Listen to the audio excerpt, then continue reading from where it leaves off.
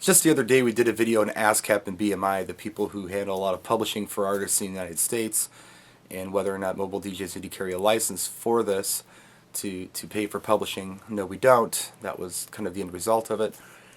Bars have to carry it if you're going to be playing in a bar or a club or a restaurant, and you don't have to have any kind of licensing like that for private events because it's a private performance. Kind of brings me to the subject of the day, which is the 600-pound gorilla back here. Johnathan Ellaskins' YouTube channel was indeed suspended. This happened about the same time last year, and he did get it back minus his video responses, I believe. He got all his subscribers back, his stats, all that stuff.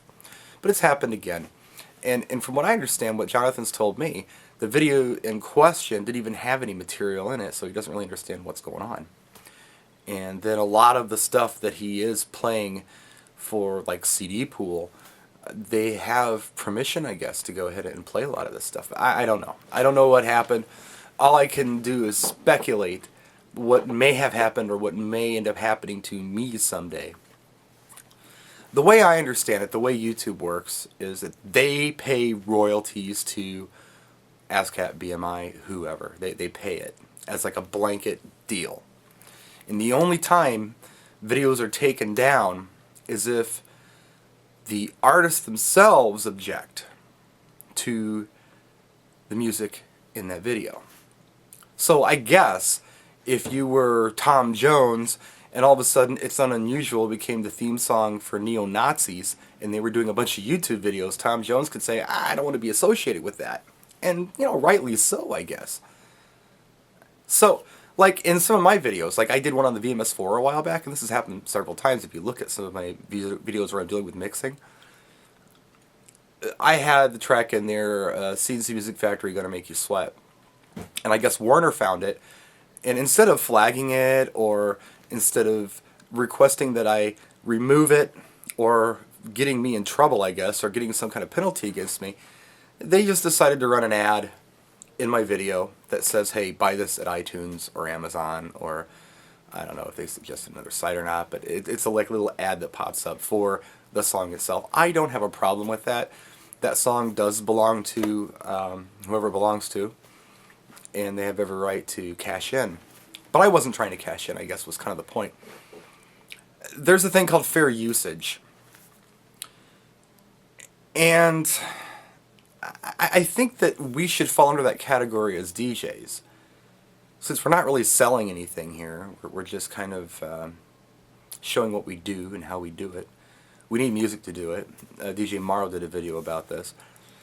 How are we supposed to do this without using tunes? And not only that, but since we are DJs and we're, jamming tunes and we have all these other DJs watching us, aren't we kind of promoting music for artists? And why would they even be upset about that? Unless, of course, they disagreed with how we were handling it or what we were doing, or if we were doing it in a way that somehow offended them or didn't go with what they felt like was their image. Yeah, it's a weird thing. In fact, I was listening to Howard Stern today, and Susan Boyle, the lady, I believe is she Irish? I don't remember. Maybe she's Welsh. I don't remember where she's from, but she was this big, I guess, Europe's Got Talent star or something that popped up, and she's got this like opera singer kind of voice. She wanted to sing Lou Reed's Perfect Day, and Lou Reed said, no, you can't sing my song. And I don't know if it was for the Brit Awards or what it was for, but she was pretty upset about that. But Lou Reed was just like, hey, quite frankly, I'm not a fan, and I don't want to be associated with Susan Boyle. For whatever reason Lou had, be it a legitimate, reason or not, it's really up to him who plays his tunes, and artists, I guess, reserve that right.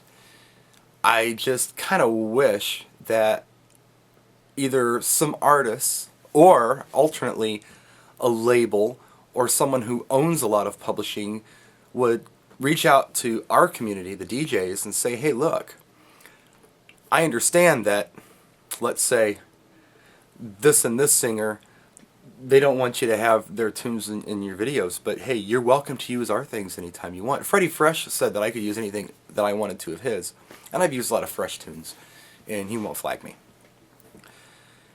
There's fair usage, though, which is a weird thing, and I don't quite understand the difference.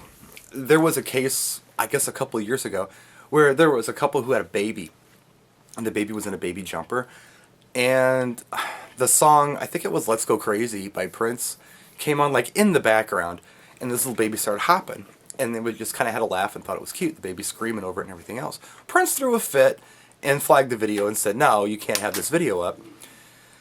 There was a court case about this because I guess it was fair usage. It was just kind of one of those things that's out there. It's a song that is on the radio a lot. It's on television. It pops up, and if someone happens to be rolling a camera when it comes on, that's, I guess, okay. You can't own our lives. You can't own all of our experiences.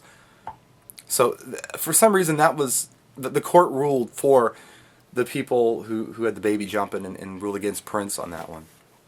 So it's all very mysterious, isn't it? But anyway, Ellaskins, you can find him on his new YouTube channel. Again, Ellaskins with a Z or a Z, however you want to say that. The link right down here in the description of this video. If you have any questions, comments, whatever, please ask away. Practice and enjoy.